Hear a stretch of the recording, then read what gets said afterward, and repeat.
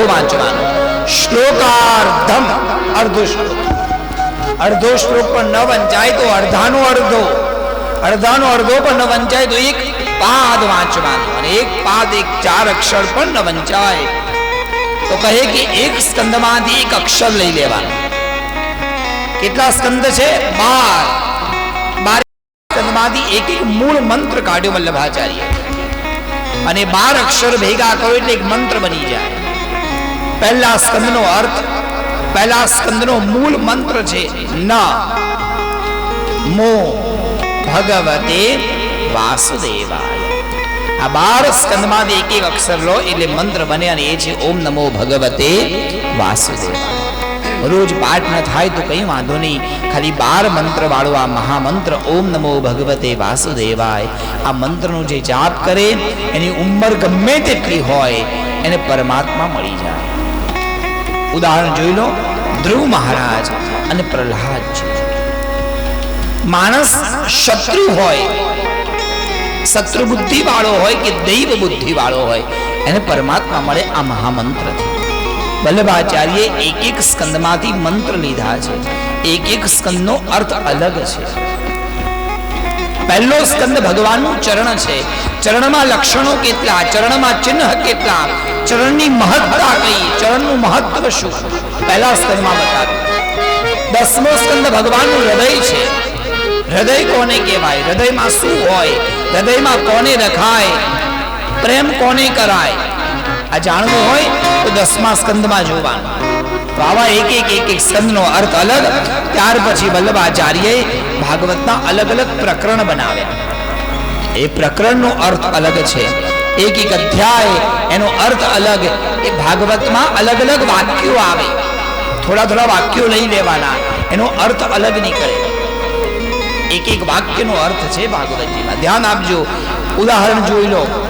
એક નાનું વાક્ય છે શ્રીમદ ભાગવતના શરૂઆતનો જ એક શ્લોક, નિગમ કલ્પતરોર ગલિતમ ફલમ, એમાં એક વાક્ય આવે, પીબત ભાગવતમ રસમ આલય. ભાગવતનો રસ ક્યાં સુધી પીવાનો? તો કીધું કે આલય, જ્યાં સુધી તમને લય એટલે મુક્તિ, જ્યાં સુધી મુક્તિ ન મળી જાય ત્યાં સુધી તમારે આ ભાગવતનો રસ પીવાનો. એકવાર ભાગવતજીની કથા સાંભળી લીધી એટલે કલ્યાણ થઈ ગયું એવું નથી. બોલો જય શ્રી કૃષ્ણ. વારંવાર સાંભળવાની. પણ મહારાજ એની એ કથા, હા એની એ કથા, ડોક્ટરને કેમ નથી પૂછતા કે દર વખતે એની એ દવા આપો છો? માથું દુખે તો એની જ દવા લઈએ ને, પેટમાં દુખે તો એની જ દવા લઈએ, નામ કદાચ બદલાઈ જાય. એવી જ રીતે ભવરોગને દૂર કરવા માટે આ દવા, આ ઔષધિ, આ ઔષધ વારંવાર પીવું જોઈએ. તો મુહુર્મુહુ વારંવાર પીવો ભાગવતનો રસ. ક્યાં સુધી? તો કીધું કે જ્યાં સુધી મુક્તિ ન મળી જાય ત્યાં સુધી. આવો વેદ વ્યાસજીનો અર્થ છે, પણ વલ્લભાચાર્યએ એ વાક્યનો અર્થ કંઈક અલગ કરી દીધો. વારંવાર ભાગવતનો રસ પીવો, પણ ક્યાં સુધી? તો કીધું આ લય, આ એટલે ઈશત, તુચ્છ, અને લય એટલે મુક્તિ. વલ્લભાચાર્ય કહે કે તમારા મનમાં મુક્તિની ભાવના તુચ્છ થઈ જાય. તમને એવું થઈ જાય કે ભગવાન મારે મુક્તિ પણ નથી જોઈતી, મારે કેવળ ભક્તિ જોઈએ છે. ત્યાં સુધી આ ભાગવતનો રસ પીવાનો. તમને જે સમય એવું થાય કે ભગવાન મારે મુક્તિ પણ નથી જોઈતી અને મારે હવે મારા જીવનમાં મેવા પણ નથી જોઈતા, ત્યાં સુધી આ ભાગવતનો રસ વારંવાર પીધા કરવાનો. આ ભાગવતનો વાક્યાર્થ મેવા મળે કે ના મળે. મારા મમ્મીનું આ બહુ જ પ્રિય ભજન, મારો સેવા મારે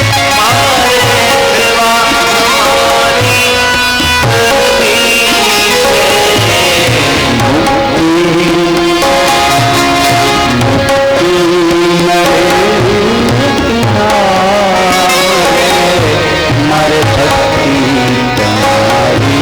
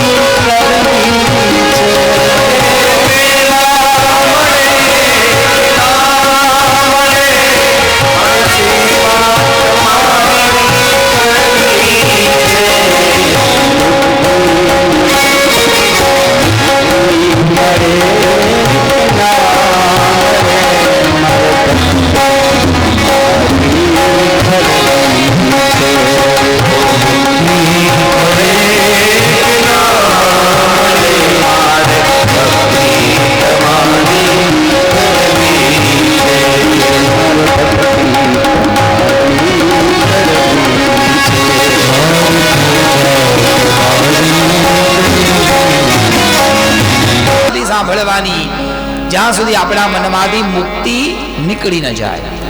મુક્તિ લઈને જવાનું ક્યાં? બોલો જય શ્રી કૃષ્ણ. મુક્તિ મળ્યા ભાઈ તમને ફાફડા ના ખાવા મળે, બોલો, તમને ગાંઠિયા ખાવા ન મળે, પીઝા ન મળે. મુક્ત થઈ જાઓ પછી કશું જ ન મળે. પણ જીવનમાં ક્યારેક સુખ આવે ને ક્યારેક દુઃખ આવે, અને સુખ દુઃખમાંથી નીકળી જ્યારે પરમાત્માનો આસ્વાદન આપણને મળે, એના જેવું જીવન કોઈ નહીં. એક બહુ સાચી વાત કહું, જીવનમાં અનેક પ્રકારનું દુઃખ મળે, અને દુઃખ મળ્યા પછી જ્યારે સુખનો સ્વાદ મળે ને, તો એ સ્વાદ બહુ મીઠો લાગે, એનો બહુ આનંદ હોય આપણને. જ્યારે કાશીમાં ભણવા ગયા અમૃત ગુરુજીના આશ્રમમાં, આજે બહુ નસીબદાર છીએ કે એમના ગુરુજી નથી આવી શક્યા, પણ ગુરુજીના પત્ની અને એમના બંને બાળકો અહીંયા આવ્યા છે. જ્યારે અમે શરૂઆતમાં ગયા ત્યારે કેવી પરિસ્થિતિ, પહેરવા માટે ધોતી ના હોય. અત્યારે તો અમારે કલ્પનામાં ના આવે કે 6 મહિના સુધી ચપ્પલ વગર અમે કાઢ્યા છે એવા દિવસો. 6 મહિના સુધી ચપ્પલ નથી પહેરી સાહેબ. અઠવાડિયું રાહ જોઈએ કે ક્યાંકથી 5 રૂપિયા પેલા ભંડારામાં મળે, તો એ ભંડારામાંથી બચાવેલા 5 રૂપિયામાં 1 રૂપિયાની ચા પીવાની, અને 4 રૂપિયામાં ઘેર ફોન કરવાનો. એ કેટલો એ બધા દિવસો પછી જ્યારે સુખ મળે ને, ત્યારે પેલા દુઃખનો સ્વાદ સુખમાં પરિવર્તિત થાય, એનું આસ્વાદન આપણને આવે. ત્યારે એમ થાય કે પ્રભુની કૃપા છે, પ્રભુ આપણને ક્યાં લઈ આવ્યા. એ આસ્વાદ અને એ પ્રેમ કેવલ ને કેવલ સંસારમાં મળે, મુક્તિમાં ન હોય. પ્રભુની કૃપાનું ફળ, પ્રભુની કૃપાનો આસ્વાદ મળવો, એ જ ભાગવતનું ફળ છે. ભાગવતજી સાંભળતા સાંભળતા આપણને આપણા જીવનના સુખ દુઃખનો સરવાળો સામે મળે, ત્યાં સુધી આ કથા સાંભળતું રહેવાનું, સાંભળતું રહેવાનું. પણ જ્યાં ભક્તિ હૃદયમાં બેસી જાય પછી ભાગવત સાંભળવાની જરૂરત નથી. ભક્તિ હૃદયમાં આવી જાય એટલે બસ. અને જ્યાં ભક્તિ આપણા હૃદયમાં આવે ત્યારે બધા કર્મ અને શાસ્ત્રો પરવરી જાય, પછી શાસ્ત્રોની જરૂરત નથી. તો જુઓ હવે કેવી ભક્તિ શ્રીમદ ભાગવત આપણને આપે છે. આ ભાગવતનો ગ્રંથ એ ભક્તિમય ગ્રંથ છે. એક પ્રકરણનો, અધ્યાયનો અને વાક્યનો અર્થ વલ્લભાચાર્યએ કર્યો. ત્યાર પછી એક પદનો અર્થ કર્યો, પદાર્થ. એક નાનું પદ લઈ એનો અલગ અલગ અર્થ કાઢ્યો છે. જવા દો સાહેબ, વલ્લભાચાર્યએ શ્રીમદ ભાગવતના એક અક્ષરનો પણ અર્થ કાઢ્યો છે. કેટલું વિશાળ છે આ ગ્રંથ. તો આવો આવા વિશાળ સમુદ્ર રૂપી સાગરમાં આપણે પ્રવેશ કરીએ અને પ્રથમ શ્લોક દ્વારા શ્રીમદ ભાગવતના દરવાજામાં પ્રવેશ કરી અને પ્રભુની ભક્તિનો આસ્વાદ કરીએ. જન્માદ્યસ્ય યતોન્વયાદિ તરતશ્ ચાર્તેષ્વપીજ્ઞસ્વરાટ તેને બ્રહ્મ હૃદયાદિ કમલે મુહ્યન્તિ યાત્સૂરયા તેજો यथा विनिमय यत्र त्रिसर्गो मृषा धाम्नास्वेन सदा निरस्तकुहकं सत्यं परं धीमहि सत्यं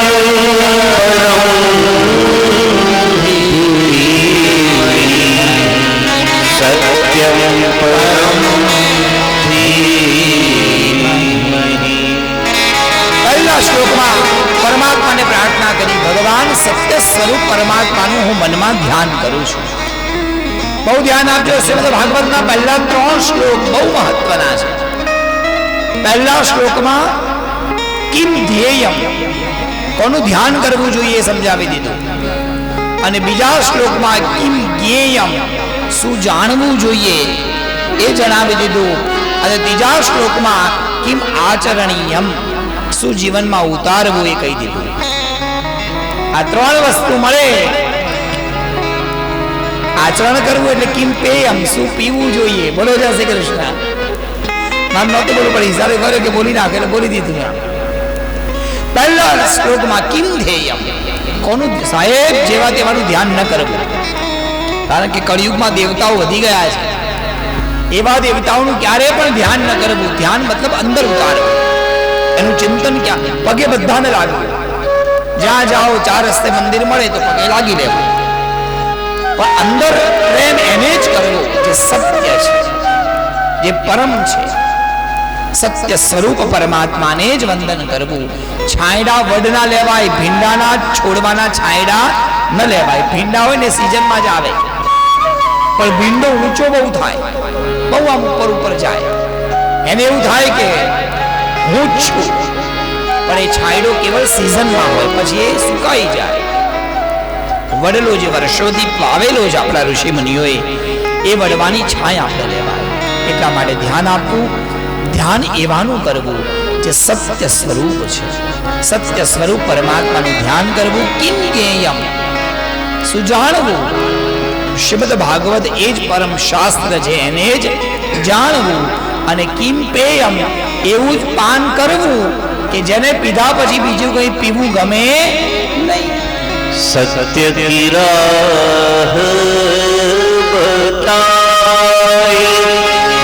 સુખદેવ જીને, સત્ય કી રાહ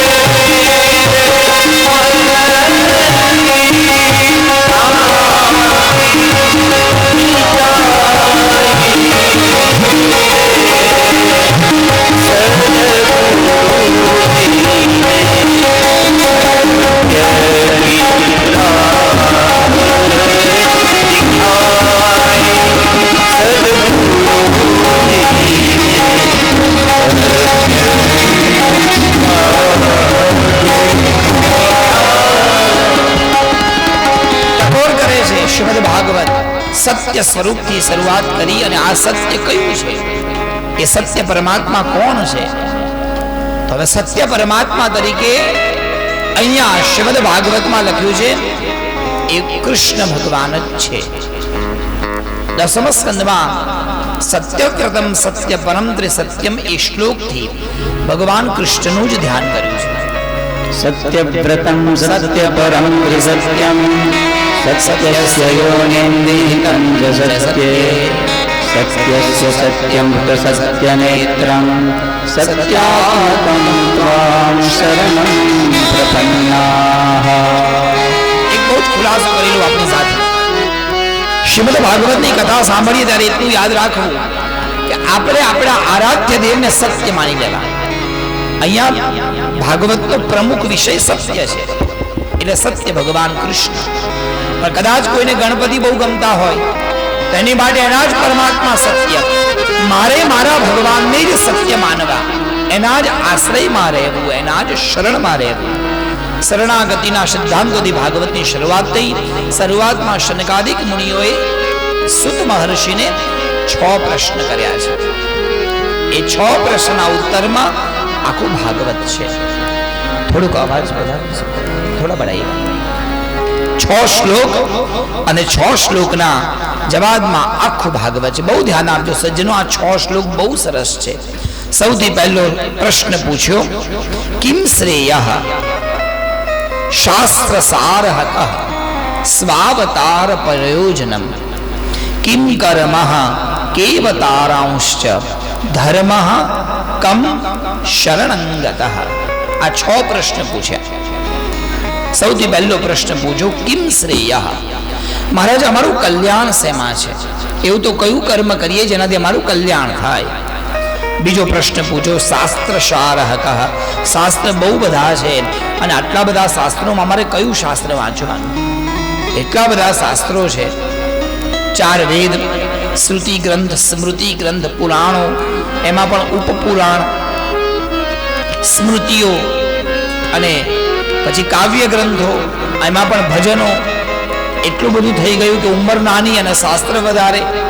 અને એમાં પાછું અમુક જણા એવું પણ કીધું, અમારે અનુલ ગુરુજી બહુ જ કહેતા, ભણતવ્યમ તોય મર્તવ્યમ, નહીં ભણતવ્યમ તોય મર્તવ્યમ, તો કાહે કડા કુટુંબ કર્તવ્યમ.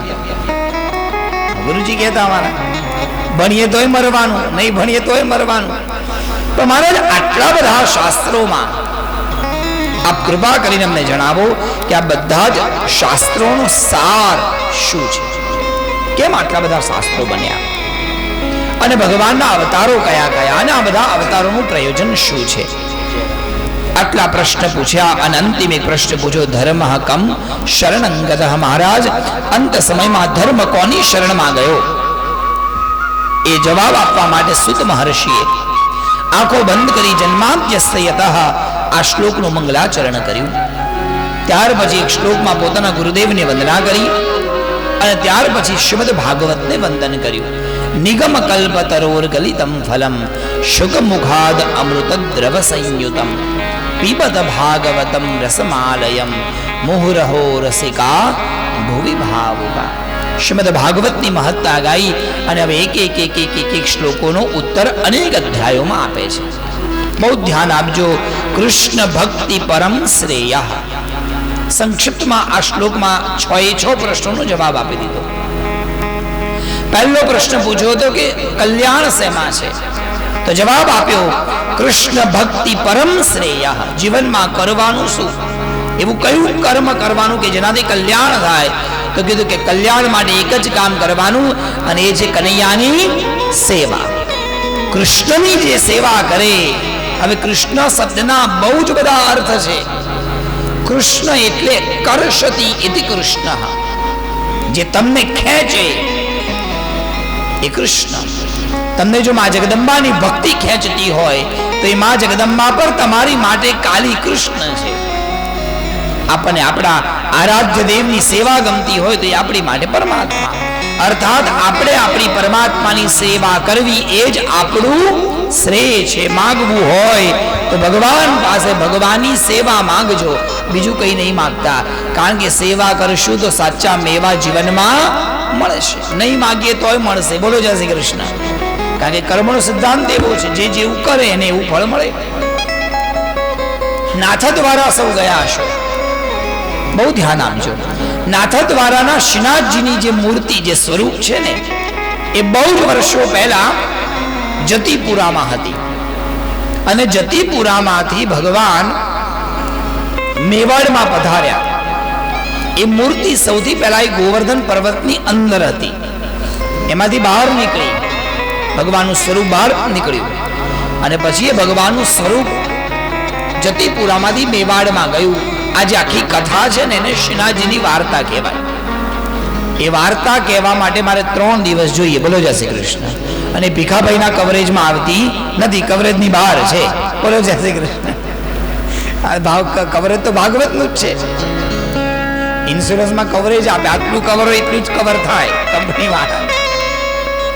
એ શ્રીનાથજીના ચરિત્રની એક બહુ જ સુંદર વાત જે મને બહુ ગમે. આ પહેલા સૂત્રને લાગવું પડે. જીવનમાં માંગવી હોય તો સેવા માંગજો. એ શ્રીનાથજીના પહેલા મુખ્યાજી રામદાસ, બહુ જ ધ્યાન આપજો, બહુ જ સુંદર કથા છે. આ રામદાસ એક શેઠજીના ઘરે પુત્ર બનીને આવ્યા હતા. ભગવદીય જીવ પૂર્વ જન્મની કૃપા લઈને આ જન્મ થયો હતો. આ રામદાસના પિતાજી એક રાજાના ઘરે નોકરી કરે. રાજાના ત્યાં નોકરી કરવા જાય એટલે રોજ પગે લાગવાનું રાજાને, આજી કરવાનું. આ બાળક રામદાસનો જન્મ થયો. રામદાસ થોડો મોટો થયો. ભગવાનની કૃપાથી ભગવદીય જીવ હતા, પૂર્વ જન્મના સંસ્કાર હતા. આ રામદાસ કોઈને પગે ના લાગે. બોલો જય શ્રી કૃષ્ણ. પગે લાગવું તો કેવળ ઠાકોરજીને જ લાગવું, બસ. આવો આમનો સિદ્ધાંત. પોતાની કળા, પોતાની વિદ્યા આપવી તો કેવલ પ્રભુને જ આપવી. અમારા સુરદાસજી આંધળા, આંખે દેખાય નહીં. રાજા એને ખબર પડી કે સુરદાસજી પદ બહુ સરસ ગાય છે, એટલે એકવાર ગાવા માટે રાજ દરબારમાં બોલાવ્યા. હવે જવું તો પડે, કારણ કે રાજાએ બોલાવ્યા. રાજાએ પદ ગાવા માટે બોલાવ્યા. બહુ જ સુંદર પદ ગાયા સુરદાસજીએ રાજાના સભામાં, દરબારમાં. મુસલમાન રાજા બહુ જ વાહવાહકાર કરી. પદ પૂરા થયા એટલે પૂછ્યું, સુરદાસજી શું જોઈએ? સુરદાસજી કીધું કે આપવું હોય તો 3 વસ્તુ આપો. 3 વસ્તુ કઈ? તો કીધું કે હું જ્યારે ભજન ગાઉં ત્યારે મારી સામે ભગવાનની મૂર્ત હોય છે. મહારાજ, આજ પછી આવી મૂર્ત તમારા દરબારમાં ક્યારે મૂકતા નહીં. પહેલું વરદાન, પહેલું વચન. બીજું, મને ગાવા માટે અહીંયા કોઈ દિવસ બોલાવતા નહીં. બોલો જય શ્રી કૃષ્ણ. કેમ? અરે રાજા, હું તમારી માટે ગાઉં તો મારી વિદ્યા લાગે. મારી વિદ્યા, મારું ગાન મારા પ્રભુ માટે છે. મહેરબાની કરી મને ગાવા માટે ના બોલાવતા. અને ત્રીજું વચન, તમે મને સાંભળવા કોઈ દિવસ આવતા નહીં. જો તમે આયા તો કદાચ તમારા તો રાજા વાજન માંગરા તો અને સરખા ત્યાં ના આવતા, કારણ કે તમારી વાહ વાહ સાંભળી કદાચ મારું મન લલચાય. પણ મારે તો મારા પ્રભુને મારી કળા આપવી છે. એટલે પ્રભુ આપવું તો પ્રભુને આપવું, નમસ્કાર કરવા તો કેવલ પરમાત્માને કરવા. આવો સંકલ્પ એ રામદાસનો. કોઈ દિવસ બીજાને પ્રણામ ન કરે.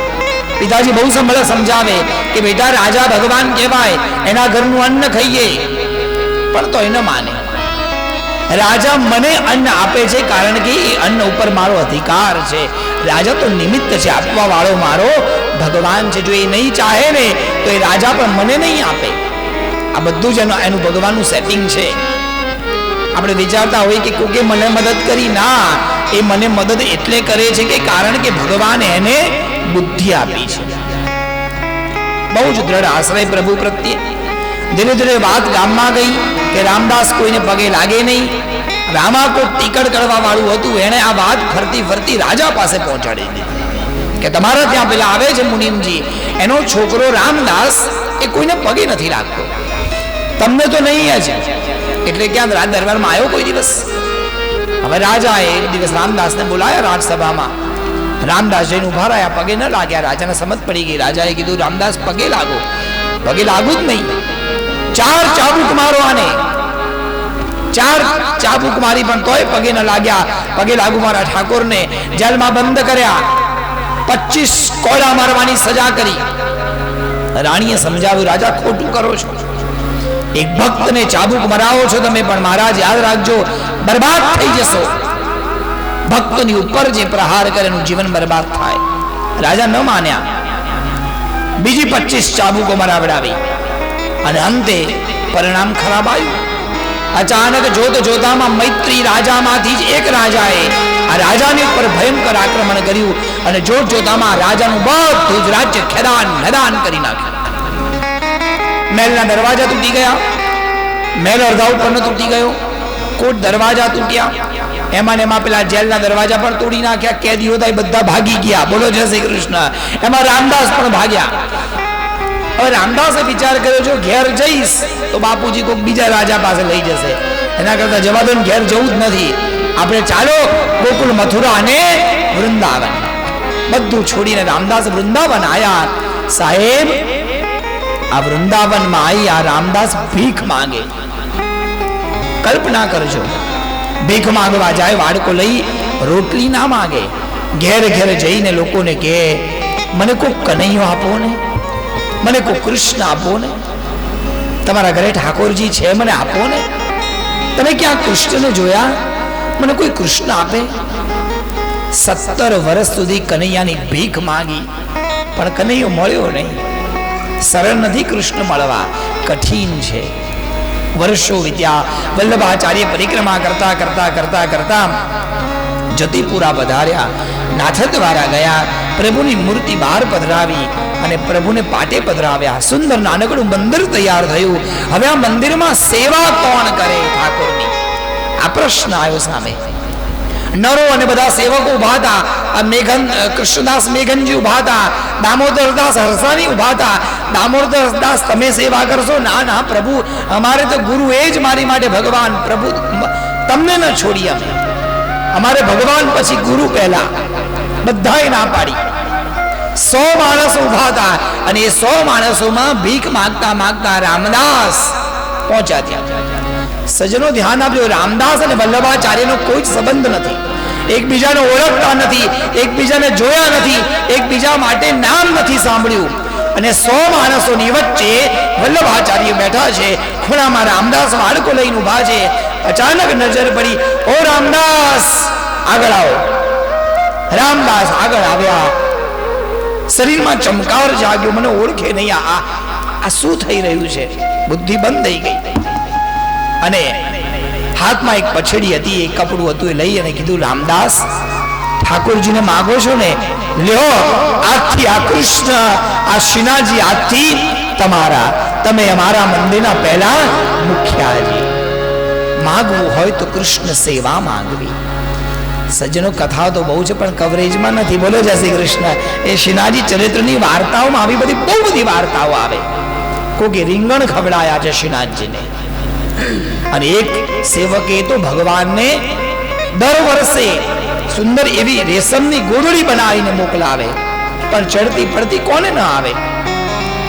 જીવનમાં પડતી આવી. રેશમની ગોદડી બનાવવાની તાકાત નહીં એનામાં. અને ઘરમાં કઈ નહોતું તો જૂની ફાટેલી ધોતી પડી હતી, એ ધોતીની એક ગોદડી બનાવી, રજાઈ બનાવી શ્રીનાથજી માટે અને મોકલાઈ. સાહેબ એ સમયના મુખ્યાજીઓએ ગોદડી ફેંકી દીધી. અરે મારા પ્રભુને તો રેશમની ગોદડી જોઈએ, આ તો કોટનની છે. અને એ દિવસે 18 રજાઈ ઓઢ્યા પછી પણ શ્રીનાથજીની મૂર્તિ ધ્રુજે, ઠંડી લાગે. મુસાઈજીએ પૂછ્યું, પ્રભુ આમ આજે આટલી બધી ઠંડી કેમ? અંગીઠી મૂકી આગળ સગડી પ્રગટાવી તોય ઠંડી ના ઉડે, કે હજી એક રજાઈ રહી ગઈ છે. અને ફાટેલી એ જૂના કપડાની રજાઈ ઓઢી અને ભગવાનની ઠંડક ઉડી ગઈ. કેવી કથા હે! આ બધું જ સેવાથી સંભવ છે. એટલા માટે અમારા પુષ્ટિ માર્ગનું પહેલું પગથિયું છે ઠાકોરજીની સેવા. એ સેવા કરશે એ બધું પામશે. એટલા માટે પહેલું શ્રેય કલ્યાણ કોને કહેવાય તો કીધું કૃષ્ણ ભક્તિ પરમ શ્રેય. કૃષ્ણની ભક્તિ કરવી એ પહેલું શ્રેય છે. ભક્તિ સેવા, સેવા કેટલા પ્રકારની? 3 પ્રકારની. કઈ રીતે તો કે તન દ્વારા, મન દ્વારા અને ધન દ્વારા સેવા થાય. તન, મન અને ધન શ્રીનાથજીમાં સમર્પિત થાય તો જ સાચી સેવા કહેવાય. એટલે જ મારું પદ છે, મારું તન મન ધન શ્રીજીના. એક પંક્તિ લઈ અને પછી આગળ આપણે મને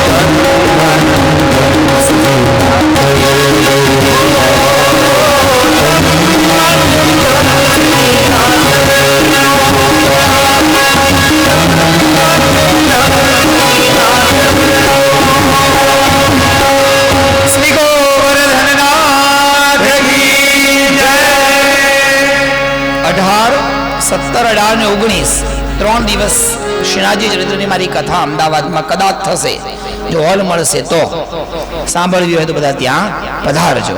અમદાવાદમાં આયોજન ચાલે છે, કદાચ જો હોલ શોધીએ છે, સરસ સારો હોલ મળી જશે. 3 દિવસ શ્રીનાથજી ચરિત્ર ગાવું છે, એટલે ચોક્કસ પધારજો. આપ સુધી સૂચના ભીખાભાઈ દ્વારા મોકલાવવામાં આવશે, તો ચોક્કસ ત્યાં પધારજો. બહુ સરસ કથા. પણ ભગવાન શ્રીનાથજીની એ 8 યામની સેવા શા માટે કરવાની? કેમ મંગળા, રાજભોગ કેમ, શૃંગારનું મહત્વ શું, અને શ્રીનાથજીના અલગ અલગ સ્વરૂપની ભાવના, એ બહુ સુંદર આખી 3 દિવસની બહુ સુંદર કથા છે. સાંભળજો, ખૂબ આનંદ આવશે. પણ જીવનમાં એ જ સાચું શ્રેય છે, સેવા. સજ્જનો, નારદજીએ એક શાસ્ત્ર બનાવ્યું જેનું નામ છે ભક્તિ, નારદ ભક્તિ સૂત્ર. એ નારદ ભક્તિ સૂત્રમાં નારદજી એવું કહે છે, સેવા હિ ફલમ. બહુ ધ્યાન આપજો. પ્રાય એવું સમજવામાં આવે, જાણવામાં આવે કે તમે ઠાકોરજીની સેવા કરો તો તમને સારું ઉત્તમ ફળ મળે. પણ નારદજી જે કહે છે કે એવું નથી. તમે સેવા કરો છો ને એ ઠાકોરજીનું ફળ છે. પ્રભુની કૃપા વગર માણસ સેવા કરી શકે નહીં. તમને ઠાકોરજીની સેવા મળી મતલબ સમજી જજો કે એની કૃપા છે. કથા બહુ લાંબી છે રામાયણની, પણ એક બહુ નાનકડો એવો પ્રસંગ પણ છે.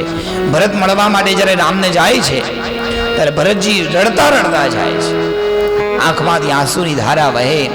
અચાનક રામના પગ જોવે, સીતાના પગ જોવે, વિચારે મારે આની પર પગ કેમ મૂકવો.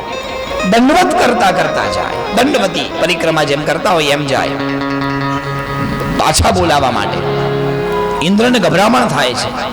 ઇન્દ્ર કહે છે કે દેવ બૃહસ્પતિને કે આ ભરતજી જો આવી રીતે જશે ને તો ભગવાન વનમાં જવાનું છોડી અને ઘેર પાછા આવશે.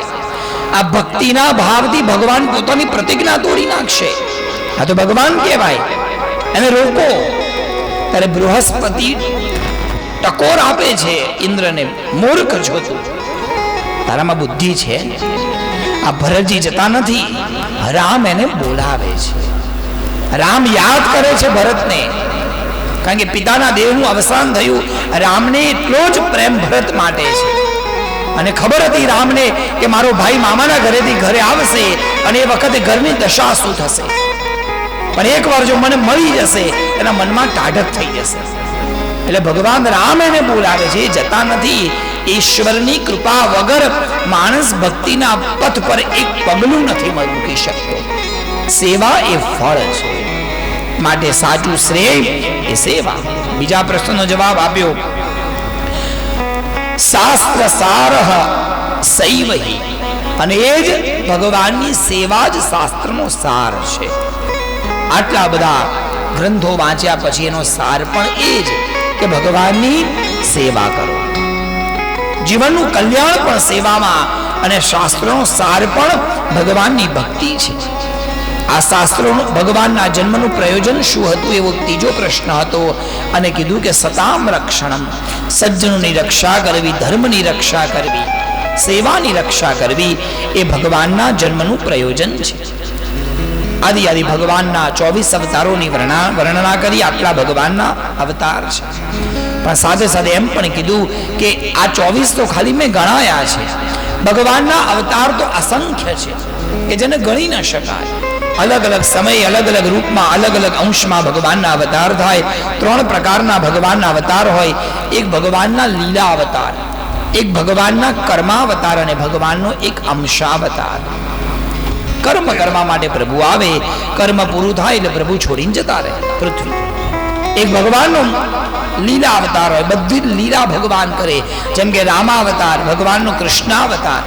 અલગ અલગ પ્રકારની વિવિધ ભગવાનની લીલાઓ કરી છે. અને એક ભગવાનનો અંશાવતાર હોય, અંશ રૂપમાં ભગવાન આવે અને અંશ રૂપમાં ભગવાન અંતર્ધ્યાન થઈ જાય. અલગ અલગ અવતારો ગણાવ્યા શ્રીમદ ભાગવતના એ પ્રથમ સ્કંદના 3જા અધ્યાયમાં.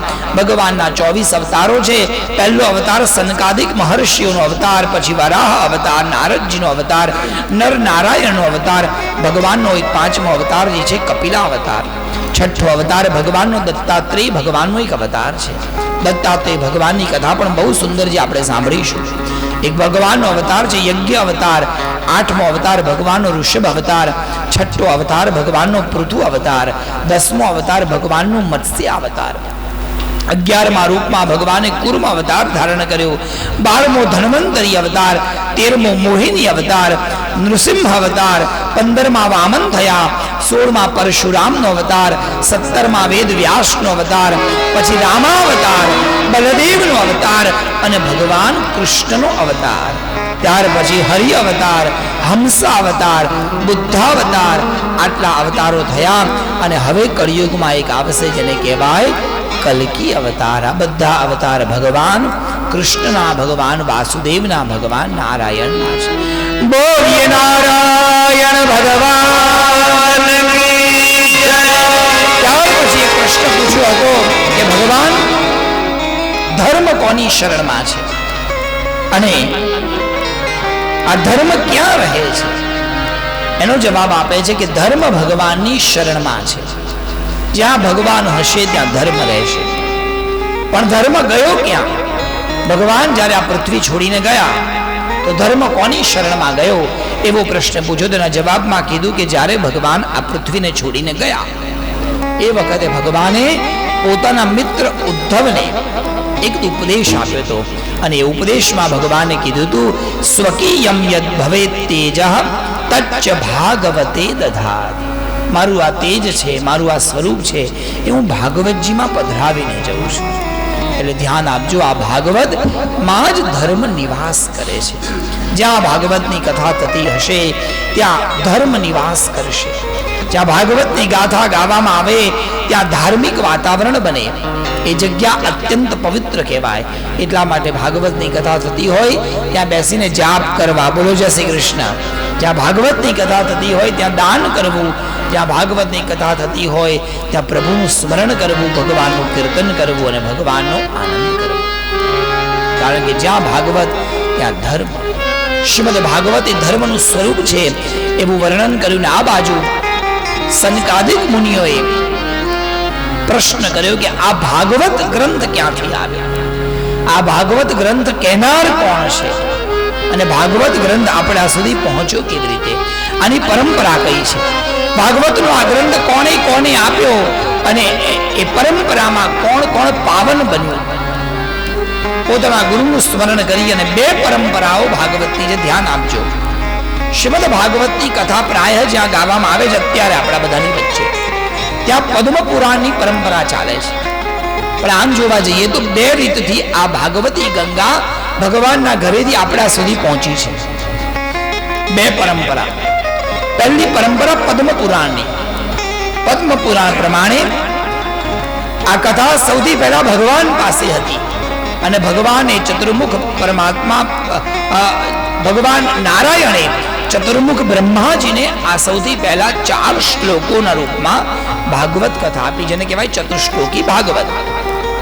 બ્રહ્માજી દ્વારા પોતાના 4 શ્લોક એમણે એમના પુત્ર નારદજીને આપ્યા. નારદજીએ વેદ વ્યાસજીને આપ્યા અને વેદ વ્યાસજીએ 4 શ્લોકમાંથી આ ભાગવતનો વિસ્તાર કર્યો. વેદ વ્યાસજી દ્વારા આ ભાગવતજીની કથા એમના પુત્ર શુકદેવજીને આપવામાં આવી અને શુકદેવજી દ્વારા આ કથા પરીક્ષિત રાજાના ભાણામાં પીરસાઈ. પરીક્ષિત રાજાને જ્યારે શુકદેવજી કથા સંભળાવતા હતા એ વખતે આ જ કથા સૂત પુરાણીએ પણ સાંભળી છે. એટલે આ બધી કથા એ કહે છે, પુરાણીજી કહે છે કે જ્યારે મારા ગુરુજીએ એમના પુત્ર શુકદેવજીને કથા આપી ત્યાં હું બેઠો હતો. મેં આ ગ્રંથ વાંચ્યો હતો, પણ વાંચવાથી ને ભણવાથી બધું ન આવડી જાય. બોલો જય શ્રી કૃષ્ણ. અમે ભાગવતી 2 વાર ભણ્યા કાશીમાં, પણ ભણવાથી ન આવડે, અનુભવથી સમજાય. એટલે અમારા દાદાજી એવું કહેતા કે ભાગવત પહેલા ભણવું અને પછી ભાગવત સાંભળવું. પહેલા ભણી તો લઈએ, પછી સારા સારા વક્તાઓને સાંભળીએ. સાંભળતા સાંભળતા એ કેવી રીતે પ્રસ્તુત કરવી એ કળા આપવામાં આવે અને એ કળા આવે ત્યારે પછી કથાકાર બનાય. બોલો જય શ્રી કૃષ્ણ. તો સુત મહર્ષિએ આ કથા જ્યારે વેદ વ્યાસજી શુકદેવજીને આપતા હતા ત્યારે એમણે સાંભળી હતી, ભણી હતી. પણ એ કથાનું પ્રસ્તુતિ કેવી રીતે કરવી એ એમણે જ્યારે સુખદેવજીએ આ કથા પરીક્ષિત રાજાને આપી, પરીક્ષિત રાજાને શ્રાપ લાગ્યો તો ત્યારે આપી, ત્યારે એમણે ફરી આ કથા સાંભળી અને પછી એ આ કથાનું ગાન કરવા લાગ્યા. તો આ એક પરંપરા એવી છે. અને બીજી પરંપરા સ્કંદ પુરાણની. સ્કંદ પુરાણની એક સુંદર કથા છે. આ કથા વાસુદેવ દ્વારા એટલે કે ભગવાન દ્વારા સંકર્ષણને આપવામાં આવી. સંકર્ષણ ભગવાને આ પુરાણી કથા, આ ભાગવતની કથા સનત કુમારોને સંભળાવી. સનત કુમારોએ આ કથા સાંખ્ય મુનિએ આપી. સાંખ્ય મુનિએ આ કથા પરાશરજીને આપી અને પરાશરજીએ આ કથા મૈત્રેય મહામુનિએ આપી. અને મૈત્રેય મહામુનિ દ્વારા એમના શિષ્ય પ્રશિષ્ય ન્યાય દ્વારા આ કથા ત્યાંથી આગળ વધી. આમ બે પરંપરાએ આ ભાગવતની કથા ગવાય છે. આપણે પદ્મ પુરાણની પરંપરાથી કથા સાંભળીશું. આવો એ પરંપરામાં જઈએ એ પેલા બે ક્ષણ ભગવાનનું હરિનામ સંકીર્તન કરીએ અને પછી ભાગવતની પરંપરા કેવી રીતે આપણા સુધી પહોંચી એ દિવ્ય કથાને આપણે સાંભળી બે ક્ષણ ભગવાનનું નામ સંકીર્તન કરીએ. ઓમ રાધે ગોવિંદા રાધે ગોવિંદા રાધે ગોવિંદા રાધે ગોવિંદા રાધે ગોવિંદા રાધે ગોવિંદા રાધે ગોવિંદા રાધે ગોવિંદા મનોહર નંદલાલા શ્રી રાધે ગોવિંદા મનોહર નંદલાલા શ્રી રાધે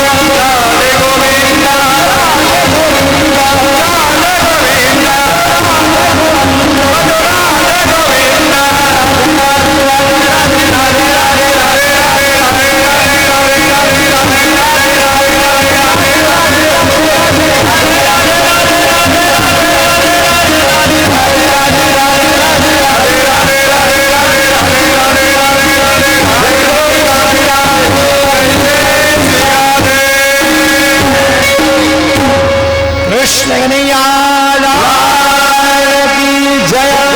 ભાગવતની આ દિવ્ય બે પરંપરાઓમાંથી આપણે પદ્મપુરાની પરંપરા જોઈએ. બહુ જ સુંદર પરંપરા છે, બહુ ધ્યાન આપજો. જરાક અટપટી કથા છે. એક કથામાંથી બીજી કથામાં કૂદકો મારીશું, પછી પાછા એમાં આવીશું. પણ ધ્યાન હશે તો ખબર પડશે. નગર કહેશો મારે તમે અડધી જ કથા મૂકી દીધી. બોલો જય શ્રી કૃષ્ણ. હા તો બહુ આવું થાય, કથા ચાલતી હોય પછી બેન સૂઈ જાય.